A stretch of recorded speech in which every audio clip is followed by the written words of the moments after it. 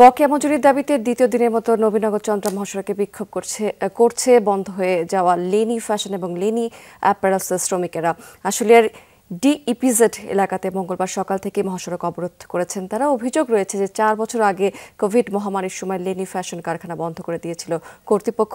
তখন শ্রমিকদের 3 মাসের বেতন, আর্ন লিভ এবং সার্ভিস বেনিফিট দেওয়ার কথা থাকলেও তা পরিশোধ করেননি তারা। ঠিক সেই দাবিতেই গত 24 ঘন্টা ধরে মহাসড়ক অবরোধ করে রেখেছেন শ্রমিকেরা। এতে স্থবির হয়ে পড়েছে চলাচল, আটকা পড়েছে সেখানে বেশ কিছু পণ্যবাহী ট্রাক।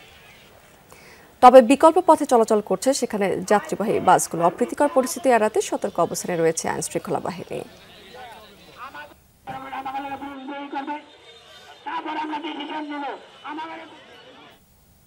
দর্শক, এই বিষয়ে একটু বিস্তারিত তথ্য আমরা জেনে নিতে সরাসরি সাভারে যেতে চাই। সেখানে আছেন আমাদের সহকর্মী মাহফুজুর রহমান নিপু। 4 বছর আগের বকেয়া আদায়ে এখনো তো বিক্ষোভ করছেন সেখানকার শ্রমিকেরা। এতদিনে আসলে এই সমস্যার সমাধান হয়নি কেন? এই ব্যাপারে কর্তৃপক্ষ কিছু বলছে কিনা, কোনো তথ্য পাওয়া গেছে কিনা?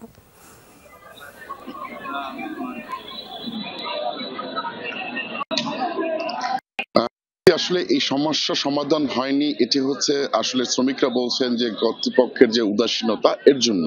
আর ব্যবসা কর্তৃপক্ষ বলছেন যে তাদের যে ফান্ড অর্থাৎ কারখানাগুলো বিক্রি করে এই শ্রমিকদের পাওনা দেওয়ার কথা ছিল, কিন্তু বারবার কিন্তু কারখানা কর্তৃপক্ষ তাদেরকে আশ্বাস দিয়েছে, গত 4 বছরে কিন্তু সেই আশ্বাস পূরণ করতে পারেনি। আর এই কারণেই কিন্তু কারখানার শ্রমিকরা আমরা দেখেছি দিন পরপরই কিন্তু একই দাবিতে তারা মহাসড়কে নেমে এসে তারা বিক্ষোভ করেন, আন্দোলন করেন এবং তারা কিন্তু বারবার তাদের যে পাওনা টাকা, সেই পাওনা টাকাগুলো কিন্তু তারা দাবি করেন।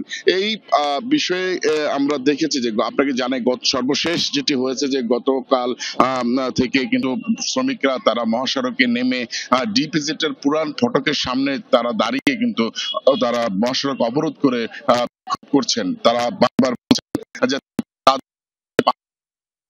না করেন সেক্ষেত্রে তারা এইখান থেকে যাবেন না। আইন শৃঙ্খলা রক্ষাকারী বাহিনী সহ বেশ কিছু কর্তৃপক্ষ কিন্তু তাদের সঙ্গে কথা বলার চেষ্টা করেছেন। তারা বলছেন একাধিকবার কর্তৃপক্ষের আশ্বাসে তারা কিন্তু বিক্ষোভ বন্ধ করে ফিরে গিয়েছিলেন, কিন্তু এখনো পর্যন্ত সেই পাওনা পায়নি। তাই তারা কোনো কারো আশ্বাসে আর আশ্বস্ত হতে চান না। তারা চান তাদের পাওনা নিয়ে ঘরে ফিরতে। এই ঘোষণা কিন্তু এখানকার শ্রমিকরা দিয়েছেন। আরেকটি বিষয় জানিয়ে রাখি, সেই বিষয়টি হচ্ছে যে ব্যবসা কর্তৃপক্ষ তারা বলছেন যে তাদের পাওনা খুব শীঘ্রই তারা পরিশোধ করবেন। তাদেরকে আন্দোলন অব্যাহত না রেখে তারা